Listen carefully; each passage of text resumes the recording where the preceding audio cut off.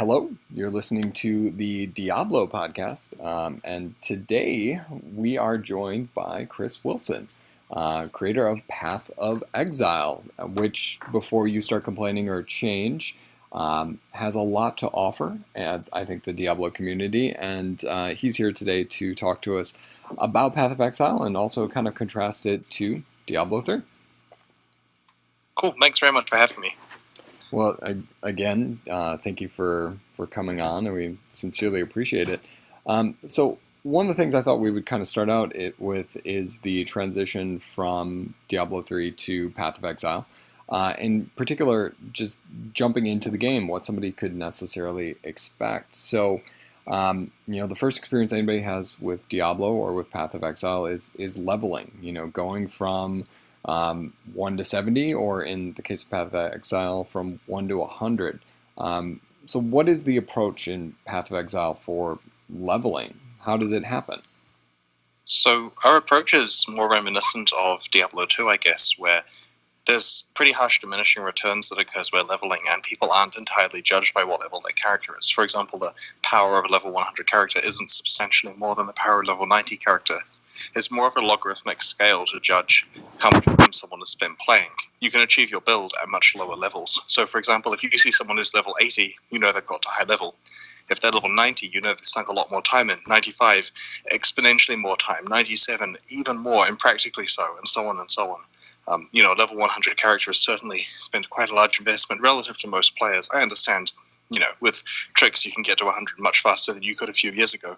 So it's reminiscent of the leveling speeds of, 1.09 Diablo 2 maybe. So starting out in Diablo 3, 1 to 70 essentially is tutorial.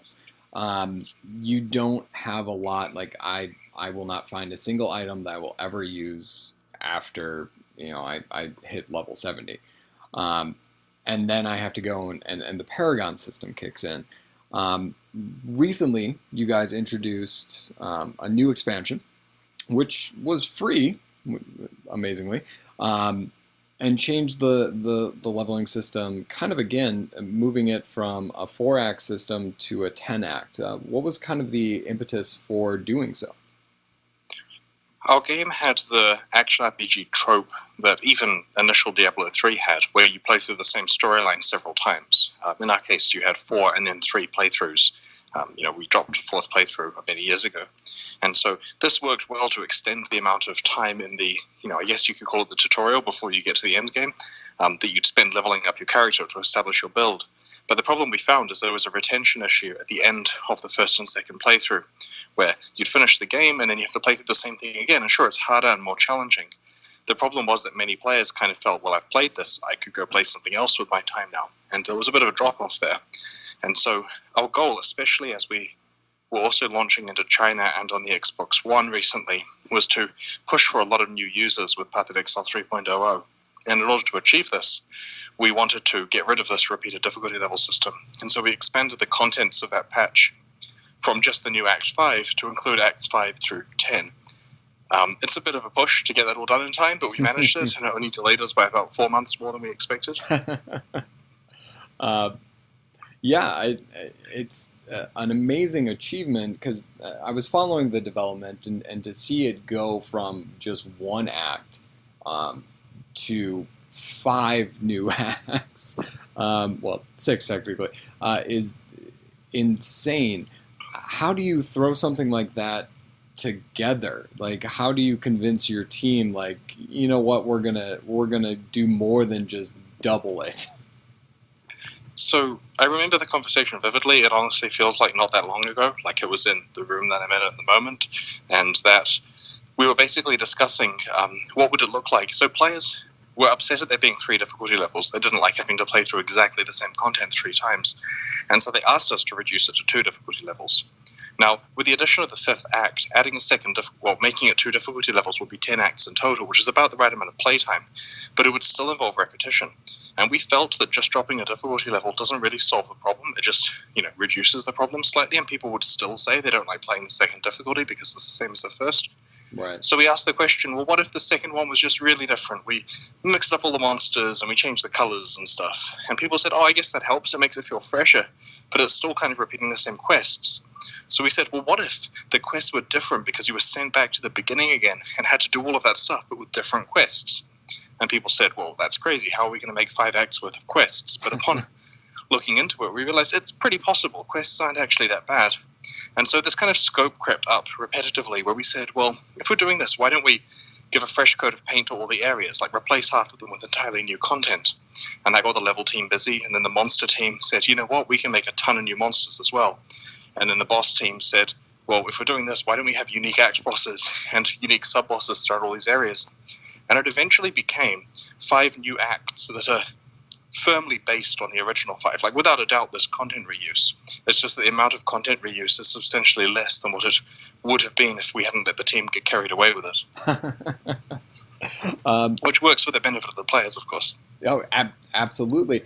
I think you hit on something that's really kind of interesting, the approach to difficulty. In Diablo 3, at the moment, you have your 1 to 70, which is normal, and then you have this sliding scale where you go from normal to, honestly, I can't even remember them because there's a bunch before you get to Torment, and then there are 13 levels of Torment. And you just said 3 difficulties was a little bit of an issue. I mean, as a developer, how do you gauge the amount of difficulty to allow your players to choose from? So we were using the system a bit like Diablo 1 and 2, where you play through the game iteratively, on one difficulty level, then on the next, and on the next. You couldn't jump between them. Like, you couldn't say, you know what, I'm ready to ratchet it up to hard and then have it be more difficult. Right. Which is kind of a fundamental difference from the way they're doing it in D3 at the moment. And so our system here, which is I assume why they scrapped it in Diablo 3, had the problem that you have players repeating content and it gets boring after a while. The system they have at the moment in Diablo 3, I believe, where you can change the difficulty on the fly. The issue we have here, the reason why we never investigated anything like that in Path of Exile, is because we believe that gamers all believe that they're going to be the best player. And so they're all told by the internet, you need to be playing this on the hardest difficulty. Right. And so if they can't, they're going to criticize the game potentially. Now, I haven't actually played Diablo 3 since the point that they made that difficulty change. I've only played it pre-Reaper of Souls, so I haven't experienced it. I don't exactly know how it's done in D3. But our understanding of the system and the reason why we're not doing something similar in Path of Exile is because we'd rather have one consistent experience. Some people are just a lot better at it than others and more quickly settle down into the difficult content that's appropriate for them at the end of the game. I like that. I mean, it's an interesting approach, and it's a nice contrast to those who might feel a little overwhelmed by that bevy of options. And I think you're absolutely right that ultimately you're always just going to chase what is the most rewarding or what is the best. The goal is to get to the end game, and then to do so, anything in between is just kind of it's fluff. So I can definitely appreciate that by comparison. Since we're talking a little bit about Diablo, and you did mention the launch in China, and you mentioned the Xbox One release, I understand, to the best of my knowledge, David Brevik was involved with you guys. So how cool was that, as a longtime Diablo fan, to work with the man who made one of your favorite games? Well, that's the coolest thing. David is amazing to work with and to talk to, and getting to meet him initially a few years ago prior to us discussing Path of Exile with him was really cool. Like, the guy is amazing. If you guys ever get a chance to meet him, he is full of great stories about the development of the games he's worked on, and he's just a genuinely nice guy. And so it was awesome getting to both meet him and then later work with him. And so the backstory here is that David's got experience bringing games to Eastern markets, and when we're collaborating with Tencent, they both wanted to, get a bit of a marketing push and also to get advice from, an experienced industry professional who both knows this genre inside and out and knows about Chinese launches. Right. And so collaborating with David was a natural evolution of that, and he was kind enough to donate his time to help us out. and has given us some really good feedback. And the awesome thing about his feedback is he won't just tell us why what we're doing is right. He'll tell us how to do it better, and maybe we can't do that, but it is really good to hear the ideas that he has, because we see what an alternate version of Path of Exile could be like, which has a completely different take on certain systems. Now, how much of your time did you spend just asking questions about Diablo 2?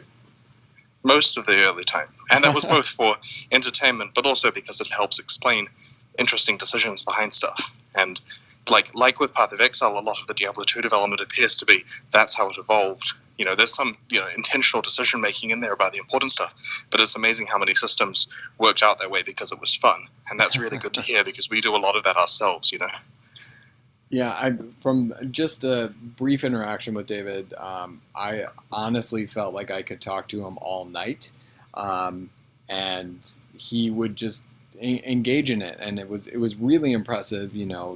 So many years after Diablo 2 had been out, that he was so approachable, and so willing to just talk on end about it.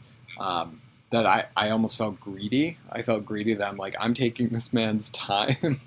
Much akin to the way that I feel with you, Chris. Like, you are a busy man and you're doing great things, and I'm taking your time, and I'm very appreciative.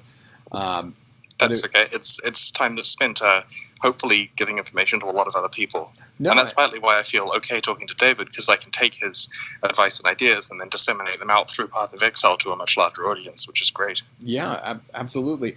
It's a little tangential, but I think it relates. You're a very important person with Path of Exile, and here you are talking to us. I mean, what is your approach to engaging with a community? We've seen Blizzard. They're much more walled off.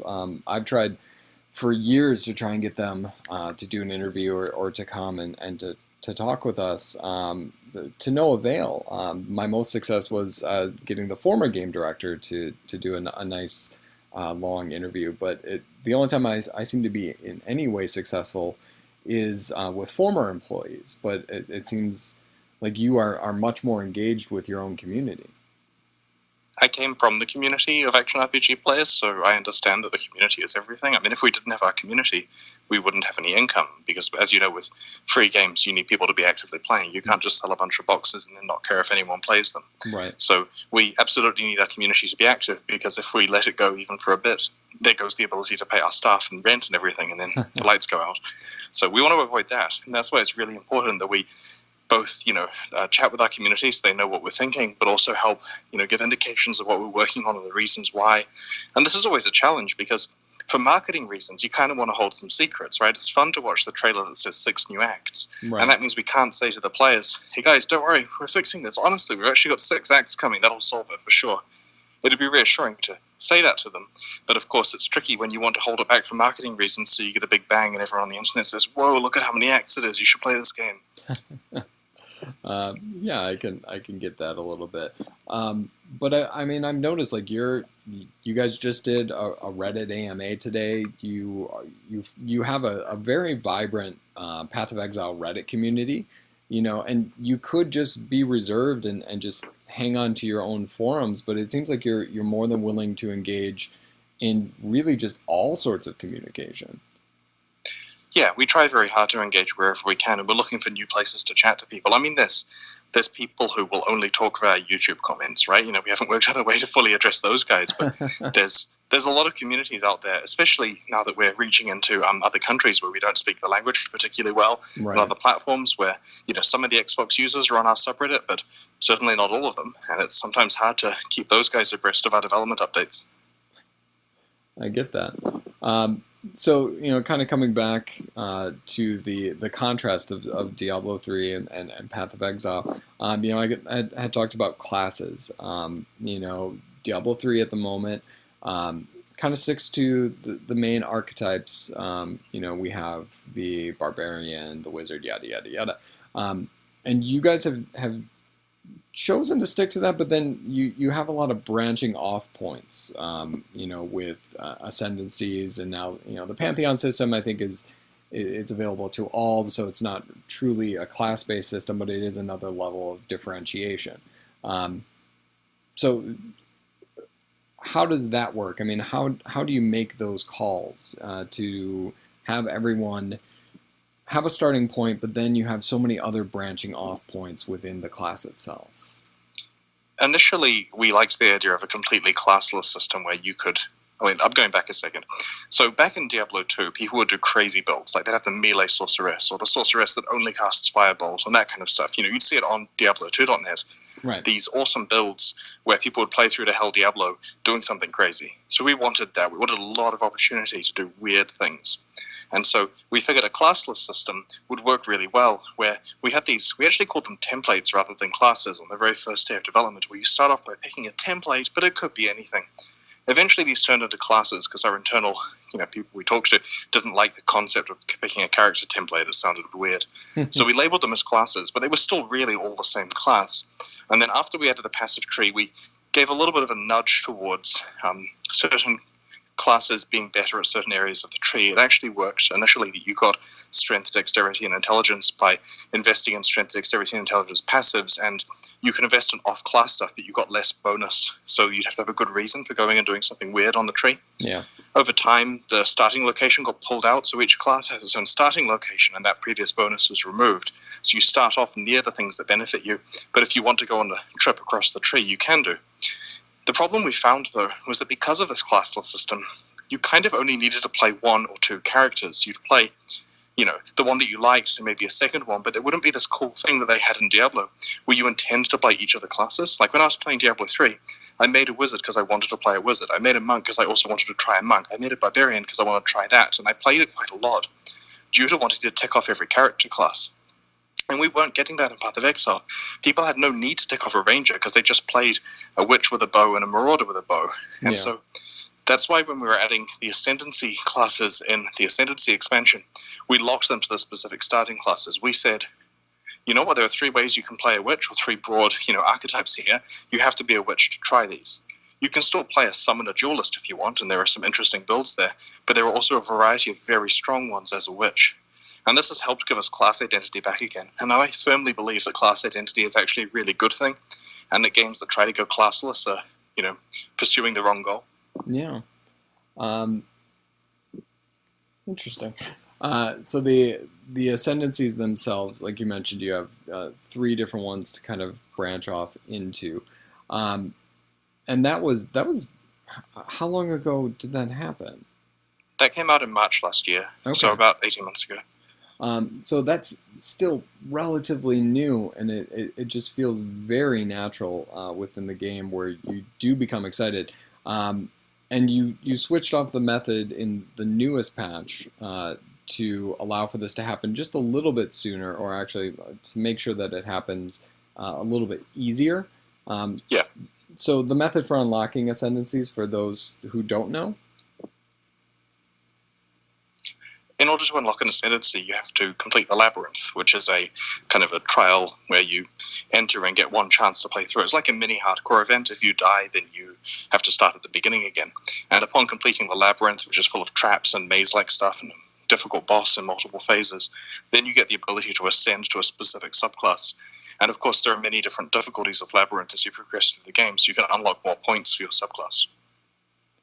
And it is, from my perspective, absolutely intense, but it definitely feels well-earned when you do get to start moving your class in one of those directions. It's a good reward system for a difficult piece of content, and we've got players out there who love the labyrinth and feel it's the best thing in the game because they like that evocative, flavor-rich, kind of full of traps and puzzles thing. And there are players out there who petition me saying we need to remove the labyrinth immediately and it does not belong, and dodging traps is not what this game is about. And so that's why we have it off as a side thing you can do where it's available. It has a good prize behind it. And if you really don't want to do it, well, find a friend to help you with it. And to point out, when you say traps, like, these are legitimate traps that are happening here. It's not just a couple monsters that are sprung upon you.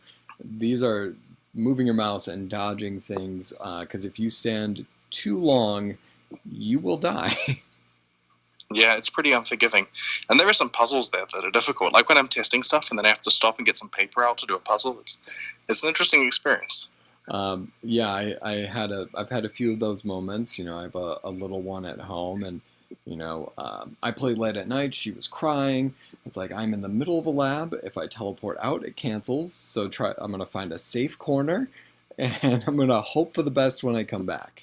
Um, it's a dangerous That really mindset. is hardcore mode there. It reminds me of playing in a thunderstorm during Diablo 2 hardcore. Just as risky, Nice. but sometimes you just got to do it. Yeah, I remember vividly playing against Diablo in my Diablo 2 hardcore character while I was on a really laggy dial-up connection. And you get these like 5-second lag spikes from New Zealand to America. I don't know if my character's alive. I'm not sure what's going on, but we'll see if I survive it. Yeah. Those were always fun times. But since we're on the topic of hardcore death in some ways, you guys have done something that's been really interesting. And when you guys first came out, it was actually a big petition within Diablo 3, which was when you die in hardcore, you don't lose everything. Your character actually survives in the standard league. So where does that come from? Is that due to those New Zealand rainstorms and lag, or So I played a lot of hardcore Diablo 2. I mean, I got to 99 on an Amazon relatively early in one of the latter seasons, played just a ton of that mode, so I kind of understood the mentality behind it. And there were two things that were important. The first one is I could not persuade my friends to play hardcore. They weren't interested. I mean, some were, but most weren't interested. And the second thing was that if the character became a non-hardcore character, that's as good as dead to me. Like, I don't care. I'm not going to log into it again. It's just not hardcore, so it's not part of my scope I'm looking at. So we realized that if we make it so hardcore characters just become non-hardcore when they die, this achieves both things. It means there's no disadvantage to starting in hardcore, because worst case scenario is you just become a regular character. I can say to my friend, why don't you play with me? And then if you die, you just go back to regular, and then you keep playing like you otherwise would have. And secondly, if I die and I lose my character, it's dead to me. It's of no use. Like, logging in kind of like it's just a snapshot of what it was like. Even though I could technically play it in standard, that wasn't interesting to me. Now, over time, this became slightly more complicated because when we introduced challenge leagues, dying in a hardcore challenge league takes you out of the challenge leagues entirely. Right. So it's not quite the same as being moved just across to standard and being able to continue because you're now out of the challenge leagues. But otherwise, the principle's pretty much the same. Now, as we add in layers of modes, you guys also introduced a solo self-found mode. And what was the kind of the genesis of that? So players who don't trade enjoy the game more. They play more time, they have more character upgrades, they write with nicer sentiment on the forums when you do sentiment analysis. In general, they have to spend longer to get the items they find. They value them more. They have more item upgrades. They see less of the game, but still quite a lot of it. There's more that they can aspire to because they haven't got some cheese build that kills a shaper in the first week. And in general, if you have players who don't trade, they have a great time. Having said that, we are in no way wanting to turn trading off. It's an amazing part of the game. It's just that we found some players choose not to trade because they enjoy it more. And then there was no way for them to get recognition for this because they're playing on hard mode without the easy access to trading items. And they're playing on hard mode without anyone really acknowledging it. And so they started to do it manually where they put SSF in their name and tell people, don't trade with me, I'm SSF. But that's not a guarantee. That's just kind of, a badge. So by adding the actual support for the mode, we're able to make it that those people get recognition for playing in SSF mode. And we did it in a clever way where if you decide you want to start trading, you take yourself out of SSF mode and drop into the regular game. So there's no disadvantage to starting that way. In fact, everyone is SSF until level 2, from a theoretical point of view, right, because you can't trade while you're in the first area before you get to town. So then it's just a question of how long you want to go before you start trading. Maybe you get to Act 2 or Act 5 before the point where you do your first trade. And so SSF mode essentially scores how far you got. And it doesn't matter if you don't care about the score, but some people really do. Like, I've got to about the 80s before I started trading, and I'd like to push that further. I'd like to hit 90 without trading in the future. But in each case, I generally do convert the character to a trading one. Yeah, I actually, at the start of the Harbinger League, I was the exact same way. I went SSF until, I think it was 55, and then I died, but it was an interesting rush. I think you brought up an interesting point, and that is that some people, and you said a lot of good sentiment comes from the people who aren't trading, but you don't want to get rid of trading. And that was kind of a central issue within Diablo 3 for a long time. There was the auction house. And then that went away, and you got rid of one form of trading, which was the auction house, and they also got rid of player-to-player trading. You can still trade. It has to be a shared drop within the game. So each item gets about 6 hours to do that. So it can only be traded with players who are in the instance. But essentially, if you wanted to trade an item between somebody in your clan or something like that, you can't do that anymore. And I think that's an interesting perspective that you brought up in terms of like, while some people might really, really enjoy not trading and really doing it on their own, you don't have to. It doesn't have to be all or nothing. Right. The interesting thing about Solo Self-Found and Path of Exile is that you can take an item you found and trade it by taking that item out of Solo Self-Found. So if you're playing and you find a Mirror of Calandra, it's not worthless to you. You don't regret the fact, oh no, I found it in Solo Self-Found League, I can't do anything with it. You make a level 1 character, slap the mirror on, convert it across to regular, and you're rich. And so that's a thing where you can always become a trader. It's just that you get scored for how long you weren't one. And trading is a very difficult topic in Path of Exile because unanimously all the vocal players want it to be easier. The fact we're not making trading easier is a major. They don't understand it. They have no idea why we have that policy. And this is difficult because we don't want to hurt the players, but at the same time, we don't want the effects that you get when you can trivially upgrade your character to max within a few days of it starting. I mean, like, when I played using the auction house, both in Diablo 3 and in other games, I was playing the auction house a lot more than I was actually killing monsters. 99% of my upgrades came from there, and it was a completely different game, and one that I enjoyed less than actually killing monsters. The nice thing about no trade in Diablo 3, of course, is that you actually get the experience of finding items to upgrade your character, and that's a really good feeling and kind of the core behind action RPGs. And that's why we want a hybrid approach where trading is cumbersome. You can't do it trivially. There's a cost to it in terms of time and frustration. And we want to take some of that frustration away, but at the same time, it's never going to become particularly fast. That's really interesting. I appreciate that perspective, Chris, because like it is, it's very easy to sit on the other side of the computer and to come to a conclusion about what is right, and then to see what goes on behind it. You are right. I mean, in an auction house, it does become it becomes a game in and of itself, as opposed to actually going out and killing some monsters. Interesting. So, coming back to the contrast, in Diablo 3, for skills, we can earn them over the 1 to 70. They slowly unlock by level. And then you can kind of just mix and match as you want. Path of Exile takes a very different approach to skills, and that is through the use of skill gems. Still have some that require some levels, but it seems to be much more open. How did you guys really come to this?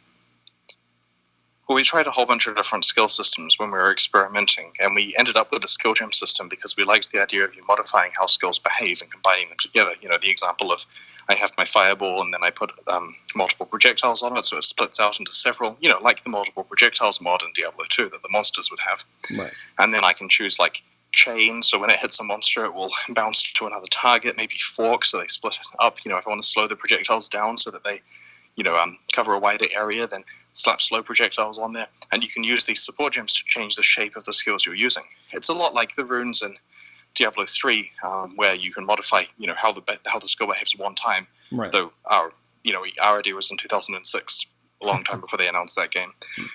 The issue that we found, though, is that it's actually quite difficult to have it so that there are really interesting support gems that affect every skill in the game in an interesting way. So we have a lot of them that do like damage conversion and various other, reducing the chance to crit but increasing something else, and don't have a visual component. And so while there are a lot of support gems to use, more than 100 in fact, and the backbone of the game is using them, we are trying to find ways to have more interesting visual ones that are just smart and clever. Like we have one called Blasphemy, which turns a curse into an aura so that it affects monsters automatically within a small radius around you. That kind of stuff is very cool. The ability to turn skills into totems that cast skills, or turn a skill into a mine or a trap, those are very cool, and we want to add more like that. Yeah, I mean, I think one of my first real characters was a Flame Blast Totem Templar, and just being able to kind of take, like, okay, this is a spell, and I'm going to attach it to a totem, and just kind of get out of the way and watch it do its work, was an interesting perspective, as opposed to kind of the traditional of, this is the skill, I'm just going to level it, which is, I mean, it's still an option in Path of Exile, but you do have a lot of those kind of interesting options for skills to actually kind of do something outside of the norm. Yeah, we care a lot about the active skill system and really want to keep pushing its boundaries. It's an area where I feel that we have established a good baseline, but we haven't successfully pushed it as hard as we need to in the last year or two. Like, it's something that I would certainly love to see improved in subsequent expansions. And, I mean, there are a lot of skills currently in the game, both support and actual, attack. And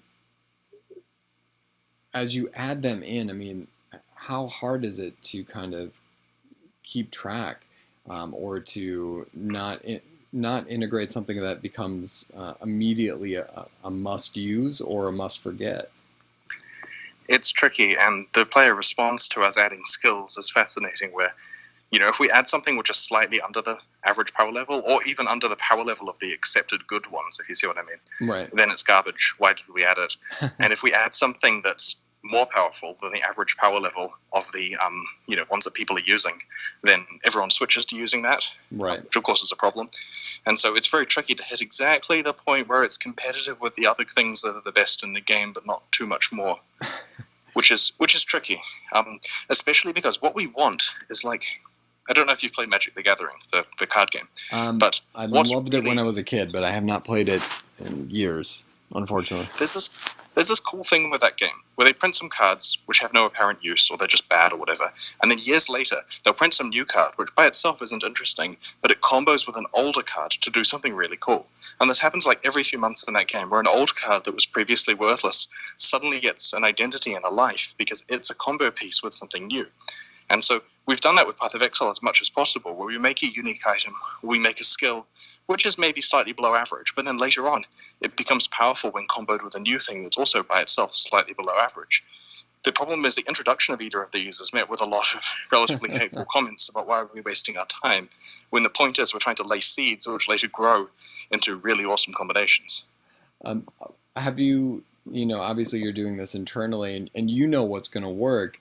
Have you ever been surprised at how long it took for somebody to figure out?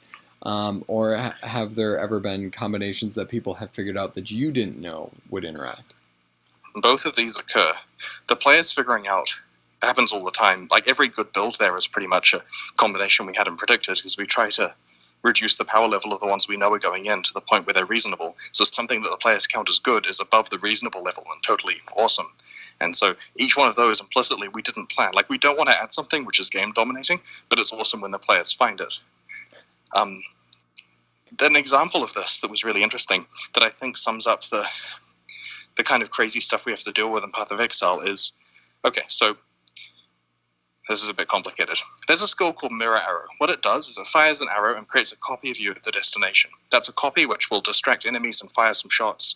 And in PvP, it's kind of hard to tell which is which, because There's also a skill called Blink Arrow, which copies you and teleports you rather than making a copy at the other end, so you don't know whether the person used Mirror Arrow or Blink Arrow. Anyway, so Mirror Arrow makes a minion, which is a clone of you, that appears there.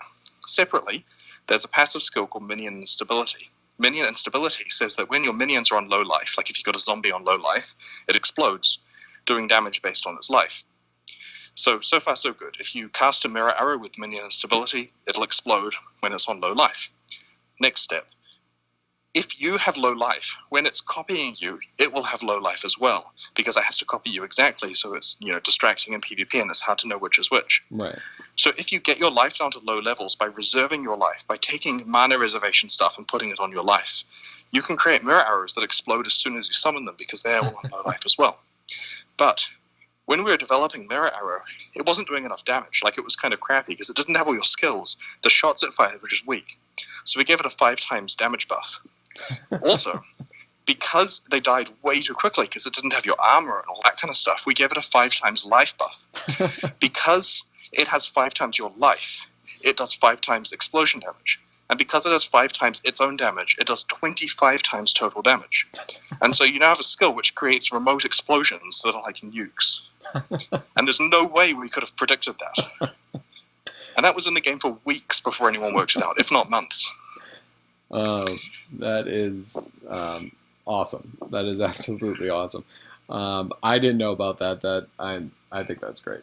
It was around a year ago or something, maybe 2, but it was fun times to fix that. I mean, it wasn't hard to fix it. We just did the damage and life scaling in a different way, and it technically still works, just less good, 25 times less good. There's a few people who had to re-roll after that. Yeah. In tying with skills, and there's the skill tree, then there are the skill gems, and then there are items. And feel free to correct me if I'm wrong, but I feel there's a huge connection between Path of Exile and Diablo 2 when it comes to items. Specifically, pre-expansion Diablo 2, in which rares seem to have a really good place in an item economy, and it was less about unique items. But there still are these unique items in Path of Exile that can definitely shape builds in one way or another. How much is it more to balance all of those things, the skill gems, the skill tree, and then you toss in a couple of unique items that completely throw things off too? Yeah, that's an astute observation about the role of uniques and rares, and it's one we've been trying very hard to promote, where we wanted that your character uses rares but has an occasional couple of uniques. Now, of course, you get situations where people are covered in uniques for certain builds, and that's right. Unfortunate, and we try to dissuade it, but we are trying very hard to have it so you're dealing with random rares, because they're more fun to find, and you occasionally slot in a unique here and there to change how your build works. Well, I think it's really hard to hit this balance. I think it's also, too, with the rares, the thing that I've always enjoyed is, both in Diablo and in Path of Exile, is an element of control. I feel like a unique has always been kind of static, but rares are essentially the Wild West. You never really know what you're going to get, and in Path of Exile you guys have included items to even augment them further, to make them even better, or to push them past what a unique could necessarily do, and that in and of itself is kind of the fun. Yeah, we have a story about the rare versus unique balance that I enjoy a bit. We have this program in place in the past where top supporters of the game could pay some money and get to help us design a unique item that goes in the game. And as I'm sure you can imagine, everyone wants their item to be the best, and not everyone gets to actually be the best. So we had a case where a user wanted a direct damage axe. Like, as far as he was concerned, the goal is I want it to be better than a rare. Just some damage, attack speed, lots of damage. And that's really tough. In fact, the correct answer should have been, no, we're not doing that. But instead we said, let's give it a shot. And so this is a problem, because either you pitch it way too rare, in which case no one sees it and it's upsetting, or you pitch it common enough that no one will try to craft weapons, because that's the weapon you use if you're hitting guys with an axe. So someone brought it to me, and I was doing unique approval at the time, because I was the guy who had the finger on the pulse of the item mods and said whether or not stuff could go out, which I don't do anymore because they're better at it than I am now. But so they brought this axe to me, and I said, look, without looking at it, I want you to nerf it. Just hard, like 25%, bring it back to me. So they bring it back to me, and I say, look, this is going to sound insulting. It makes it sound like you don't know what you're doing, but nerf it again, then we'll talk this afternoon. So they bring it back to me this afternoon, and I go, okay, so how angry is the supporter? And they say, pretty angry. And I go, okay, let's have a look at this. And the stats are technically better than you can get on a rare still. And I said, well, we can't do that. It has to be, obviously that you can get rares better than this item. Nerf it, please. And they said, well, the supporter's going to be angry. And I go, look, trust me, we're not releasing this. It's better for us to go through the process. Please fix it. So the item got nerfed and came back to me with stats which were lower than you could get on a rare. Unfortunately, they were still 90th percentile. You'd have to ID a ton of rares and get better than 90% lucky on each one of the mods. Right. And I said, look, try rolling some rares and tell me how many you have to roll before you get something better than this axe. And the answer was like 1,100 or something. So you need to nerf it further. So we pushed it down, and now it's getting to be just a really good rare. So with one more nerf for luck, we released it. And the community said, what the hell were they thinking? How could they release something this powerful? Even though it had like 7 nerfs to it. And that just shows really how difficult it is to like weigh the two together, where even just guaranteeing an average good rare is still an incredibly powerful thing, because as you said, there's a predictability to it. People know, I want that axe, and now they've got that slot is taken care of. Right. And was the supporter pleased at the end with the uproar? The supporter is a really nice guy who gets along with us really well and had no problem in the end, really. He was just disappointed that we were reducing his values, but he had no hard feelings. And years later, of course, the axe is seen as garbage because no one uses it anymore, and there's much better rares. That's how thin the tightrope is, if you see what I mean. Yeah, no, it's absolutely understandable. Kind of shifting gears from items and stuff like that, because we got a timetable, and I've already used about 40 minutes of your time. Storytelling, kind of shifting from the gameplay, but to the story itself. I've dug into a lot of the Path of Exile lore, and there's a lot of depth there, but it's also kind of hidden. How do you come to telling this story that's broken up across all the acts and through all these different things? I mean, even items you find are giving you these tidbits of what happened. Well, it's partly for several reasons. The first one is we don't have a cinematics department, so we can't tell awesome story with cinematics, which is something we'd love, but it's never possible to justify spending the money on it, when we could spend the money of one cinematic on making a whole expansion or something. Right. So we don't have the ability to tell a story like a movie, and we're afraid of doing it with in-game art because it's really not designed to be that up close. The second thing is that quite a lot of our players just want to kill some monsters and find some items, right? Like if you actually pigeonhole them and look at how they engage with the game, more than half just click through anything you show them. They just don't care. I knew this guy who bought the collector's edition for Diablo 2 back in the day, the one that came with the DVD with all the cinematics on it. Right. And he played thousands of hours per year for like 14 years. And I asked him recently, he's 25,000 hours into the game for Diablo 2. Did you ever watch the cinematics? He never watched them once, including the ones that just play automatically when you finish an act. Like, he was skipping past those frustratingly, even though they were amazing quality and great storytelling. So some players don't care, and we would prefer to put story there for the players who do care to find and discover and explore, rather than force it on absolutely everyone, because that will upset the people who don't care. Right. And so that's why there's a bit of a show don't tell policy. Now, we've been criticized for having our story not apparent enough. Like, some people wish they could see it more easily and don't want to go hunting because they like it but can't find it all. And that's something we're working on. We've tried with the new acts to have it be a bit more apparent, but we're still careful of crossing the line where it gets in people's faces too much. Yeah, I know Diablo 3 in particular, the story, it was kind of pushed on you, and going through the campaign, like you couldn't avoid somebody yelling at you about terror or something like that. Whereas with Path of Exile, you kind of put it together, but in some ways it's kind of like a little bit of a mystery. Like, if you really want to find it, you could do it. And in some ways, much like with a lot of Path of Exile, if you put in the time, it becomes pretty rewarding. Yeah, it is also tricky to design it in from the beginning. Like, I'm sure if we went and redid Path of Exile from scratch, things would probably be a bit better at storytelling with everything we've learned since then. But initially, when we started out, we said, what are our strengths? We're a ragtag team of kids. Like, I was 24 when we started the project 11 years ago. And we said, what can we do? We said, well, we can code. We know how action RPGs work. We know, what makes a good item. We understand that games should be, online games with random level generation. All of this stuff. Right. Anyone good at storytelling? No one put their hands up. We can't tell stories. We're not writers. And so we didn't really emphasize it at the beginning. And so a lot of the story, as I was adding it in over the years, once we realized it was becoming important, and as we were designing Acts 2 and 3 and 4, we could flesh it out a lot better and have a cohesive narrative. Nowadays, there's a team of people with the job title of writer who are just writing future stuff. I mean, there's like books being written, multiple books in progress right now of various types to do with Path of Exile. Awesome. If there's an opening in the department, I might know a guy. But Nice.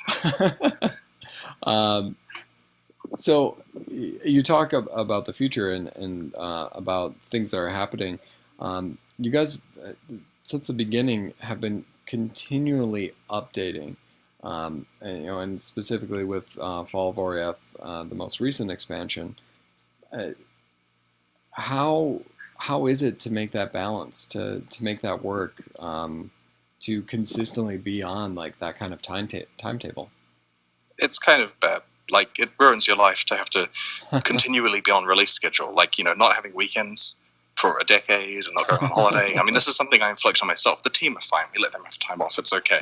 But honestly, it's really hard to deliver the content at the right schedule because, like, we released 3.0 straight into the deadline for submitting the last Xbox build, straight into a China launch, followed by the actual Xbox build, followed by fixing problems on all three realms. The release period is still going on for me, even though it came out weeks ago. Right. And then, like, we're getting into the important part of the development for our December expansion. That's coming up quite soon. There's, 7.5 weeks left before our QA cutoff there. So it's getting to the point where there's quite a lot of hard decisions having to be made because we need to get that content underway for certain key things. Right. And it's a schedule that doesn't really ever give up because we want to release new stuff every 13 weeks. This is great for the players, but as a company, we're looking for better ways to manage it internally. And currently, I just try very hard to put as much of it as I can on myself so I can tell other team members, look, you've been working really hard, take some time off, you deserve it. A bit disruptive for me, but I'm in it for the long haul, so it's okay. Yeah, I mean, it does sound taxing, though. Plus, now I feel even more guilty of taking your time. Oh, no, that's okay. I enjoy having conversations like this. No, I mean, and I definitely appreciate it. But yeah, it is really intense, and you guys have been at this for years. I joked because we did a print interview a year ago, or maybe a little bit before, or maybe just a little bit more than that. I joked like, oh, do you ever see a Path of Exile 2.0? And I would argue that you guys just did that. You essentially doubled the game. And now you're still talking about doing more. I mean, you guys just put out a post about what lies ahead. Do you ever just wonder, like, especially after a huge patch like this, like, maybe we just take 13 weeks off? The problem is the internet is fickle, and the second you stop providing entertainment, they go to something else. I had a great conversation with a popular streamer, like super popular, like everyone in the world has heard of them to some extent, and he explained to me that consistency was important. He wants to stream every day at a reliable time because the second you deviate from the schedule, you lose like a quarter of your viewers. I forget the exact number. Right. But that consistency is why we've been releasing a news post every single day on New Zealand weekdays for many, many years now, and why we try very hard to stick to our 13-week schedule. Because if we do, then the results are predictable. We know how many users we're going to have. It follows the right graph curve. It's all completely under our control because we're sticking to a schedule that people can expect and understand, and it can just grow. If we take time off, we'll just shed half our users, and that might be better for our sanity, especially for senior leadership, because other people are taking turns taking time off. Right. But we're very afraid of losing what we have. We've worked very hard to reach this, so that's the reason why we're pushing on it very quickly to make new content. Thankfully, there's years of ideas left. And, I'm assuming, and if I'm wrong, I'm sure you won't give us all the details, but the next expansion's not going to be 5 more acts, so... No. The next expansion is a regular expansion size. Like, look at things like Sacrifice of the Vow and Forsaken Masters and that kind of stuff. What a normal expansion that we develop is like. And this one has a 17-week schedule. That's okay. Because it got disrupted a bit by the Fall of Oriath being released at a wonky time in our schedule. We're getting back on the schedule we want to be, which is releasing something in December. And so this is a 17-week development period. Harbinger will take up the first, Harbinger running will take up the first 13 of that, then we'll work something out for a month, which we haven't decided yet, and then release the new expansion very early in December, which will, of course, have a new league alongside it. Right. And in looking, so Fall of Oriath and Diablo 3 both released pretty close. I mean, in terms of Diablo 3 just put out the Necromancer pack, 6 weeks, I think, before Oriath. And they monetized it. It was $15. You got yourself the Necromancer, a couple of pets, and a stash tab. In looking at that, compared to Oriath, you guys put out, a huge amount of content. Was there ever any question, and I know Path of Exile's been free to play since its inception, of monetizing at all in for the content, or was it just like, what, we pumped out 5 acts of content, and we're just giving it out there? So I feel the sad or successful thing, depending on how you want to describe it, is the fact that you're asking if we considered monetizing it, when we did actually sell supporter packs which granted access to the beta, which is implicit monetization of the fact if you want to see it early, you can pay $30 to do so. And people still view that as supporting the company, which is great, even though it is, to some extent, monetizing it in a paid game model. And that was successful, but in a way, it's also... it's something I'd rather that we could provide it for free to everyone. It's just that charging for beta access in this roundabout way is a great way of getting the funds to complete the development of that content. Well, piggybacking off of that, though, too, if you did purchase the supporter pack, you got all the same stuff that you would in any other supporter pack, but then you also got beta access, just kind of a nice little bonus. That is true. So it wasn't like you were paying for beta access, you're paying to support the continual development of the game, but you as a nice little bonus, you're going to get all this stuff, plus come on, join us in the beta. Yep, and I'd like to think that everyone was going to buy a pack anyway, but I'm sure there are people out there who viewed this as $30 to play the beta, and thankfully they all seem to have a good time, and we didn't receive anyone angry about this. So you guys, I'll now receive some emails, I guess. you guys were also sending out keys through various other means, and you could win them throughout different things, so it's not like it was the only way to get in. Yeah. To answer your question about whether we'd consider actually selling an expansion outright, it would probably be the wrong thing for both business and image reasons, right? Like, we've established our company as a game making a free-to-play game where, aside from a little bit of hoarding space for long-term storage, you get exactly the same gameplay benefits if you don't pay any money versus if you spend a lot of money. And so we'd lose that image if we started charging for releases. In addition, from just a pure money point of view, the reason why everyone is doing free-to-play is because you actually make more money due to price discrimination. Right. If someone can't afford to play your game, you weren't going to get any money anyway, so you may as well have them be content by playing it and appearing on the ladder and in town. And if someone does like your game, they can spend a lot of money if they want to. Many people are just spending $30 or $60 or $100 in a year, but there are people out there who have some means behind them and treat this as their primary thing they do, and they can spend thousands. Yeah. I'm not gonna lie, and I had shared with you, I bought a supporter pack. I found myself just really engaged, and wanting a little more stash space, and it was an easy justification. It was the exact same amount as what I would pay for any other game I wanted to play at the time. So I just felt the need to do it. And I appreciate that. We'll put it to good use. Well, I think you guys already have. But it was not. It wasn't a difficult decision. I think originally coming into a free-to-play game, I was like, oh yeah, I can just play and I won't feel the urge, and I was engrossed enough to make the purchase. And in part, it's due to a lot of the cool things you're doing, which kind of ties into kind of one of the last points here, the different modes that you happen to have. We talked about hardcore and solo self-found and standard, but then there's this whole other beast of what's happening constantly, which would be leagues and races. In Diablo 3, we right now have seasons, so it's really just Diablo 2 ladders that reset every 3 months with a couple updates to different sets and maybe a couple of new items added in. But leagues and races are this whole other beast. So this came from when playing Diablo 2, they had segregated their economies off into implicitly hardcore versus not hardcore, and then expansion versus not expansion, and then ladder versus not ladder, as they incrementally added each of those into lower 8 eventually. Also segmented across the various different realms. So in total there were 6 realms, so that's a total of in the 40s of separate different distinct economies.